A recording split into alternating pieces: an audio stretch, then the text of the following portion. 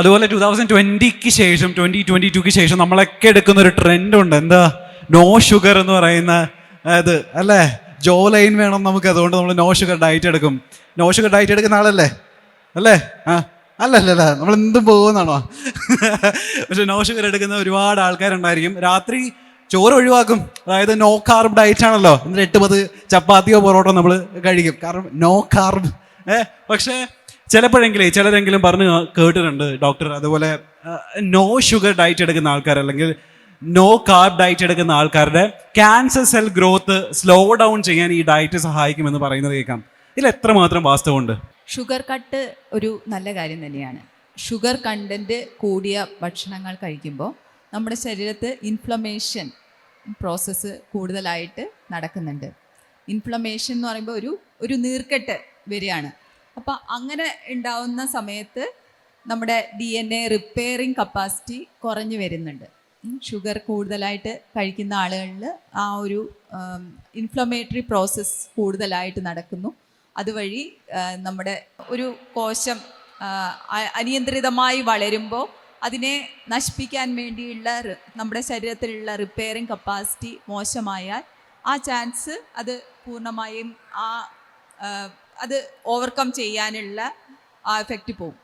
അപ്പോൾ sugar cut ചെയ്യുന്ന ആളുകൾക്ക് ആ ഇൻഫ്ലമേറ്ററി പ്രോസസ്സ് ഉണ്ടാവില്ല, കുറവായിരിക്കും. അപ്പോൾ റിപ്പയറിങ് കപ്പാസിറ്റി നല്ല ഹെൽത്തി ആയിട്ടിരിക്കും.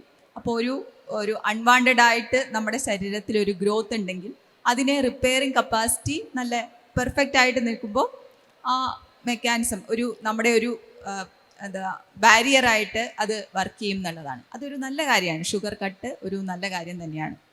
അത് എല്ലാവരും ഒരു ഹെൽത്തി ലൈഫിൻ്റെ ഭാഗം തന്നെയാണ് ഷുഗർ കട്ട് എന്ന് പറയുന്നത്. പ്രോസസ്ഡ് ഫുഡിലൊക്കെ ഈ ഹൈ ഷുഗർ കണ്ടൻ്റുള്ള ഈ സോഫ്റ്റ് ഡ്രിങ്ക്സിലൊക്കെ ഉള്ളത് ഹൈ ഷുഗർ കണ്ടൻ്റ് ആണ്. അത് എന്തായാലും കട്ട് ഡൗൺ ചെയ്ത് കഴിഞ്ഞാൽ നമുക്കൊരു നല്ലൊരു ഹെൽത്തി ലൈഫ് മുന്നോട്ട് വെക്കാം എന്നുള്ളത് തന്നെയാണ്.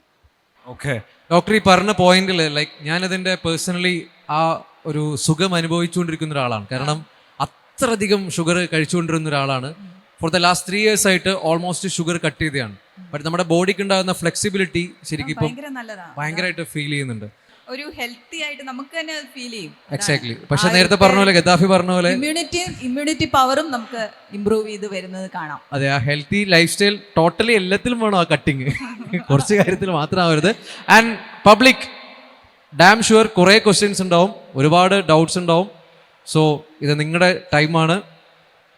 ക്യാൻസർ സംബന്ധിച്ചിട്ടുള്ള എന്തെങ്കിലും രീതിയിലുള്ള ഡൗട്ടുകൾ ഉണ്ടെന്നുണ്ടെങ്കിൽ അല്ലെങ്കിൽ കൺഫ്യൂഷൻസ് ഉണ്ടെന്നുണ്ടെങ്കിൽ നിങ്ങൾക്ക് വളരെ ഫ്രീ ആയിട്ട് ഈ ഒരു സമയത്ത് ഡോക്ടേഴ്സിനോട് ചോദിക്കാവുന്നതാണ്. കേരളത്തിലെ തന്നെ ദ ബെസ്റ്റ് എക്സ്പേർട്സ് ആണ് നമ്മളുടെ മുൻപിലുള്ളത്. ഒന്ന് ആലോചിച്ച് നോക്കുക, നോർമലി നമ്മളൊരു ഹോസ്പിറ്റലിൽ പോയി ഡിഫറെന്റ് ഡോക്ടേഴ്സിനെ കാണുന്നത് ഇവിടെ ഒരുമിച്ച് നമ്മുടെ മുന്നിൽ കിട്ടുകയാണ്.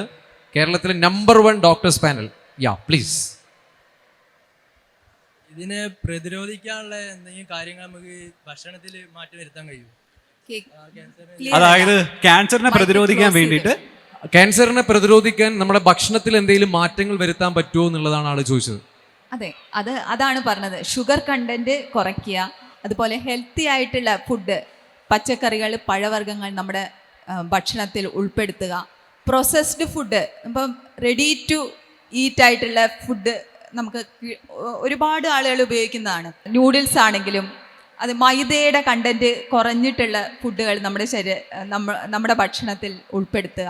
അപ്പോൾ എന്നും ഡെയിലി ഉപയോഗിക്കാതെ, അതുപോലെ വീക്കിലി അല്ലെങ്കിൽ മാസത്തിലൊരിക്കൽ എന്നുള്ള രീതിയിൽ പ്രോസസ്ഡ് ഫുഡ് യൂസ് ചെയ്യുന്ന കുഴപ്പമില്ല. അത് ഡെയിലി ഉള്ള ആ ഒരു ലൈഫ് സ്റ്റൈലിൽ ഈ ഭക്ഷണ ക്രമങ്ങൾ മാറ്റം വരുത്തിയാൽ വളരെ നല്ലതായിരിക്കും. പിന്നെ അത് മാത്രമല്ല, ജീവിത ശൈലിയിൽ കുറച്ച് കാര്യങ്ങൾ നമ്മൾ ഇപ്പോൾ ഒരു 30 മിനിറ്റ് നമ്മൾ ഒരു വ്യായാമത്തിന് നമ്മുടെ ശരീരത്തിന് വേണ്ടി മാറ്റിവെക്കുക. അതുപോലെ സ്മോക്കിംഗ്, ആൽക്കഹോൾ, അതിൻ്റെ ഉപയോഗം പൂർണ്ണമായും ഒഴിവാക്കുന്നത് ക്യാൻസർ വരുന്നതല്ല, ജീവിതശൈലി രോഗങ്ങൾ തന്നെ ഒഴിവാക്കാൻ വളരെ അധികം ഹെൽപ്പ് ചെയ്യും.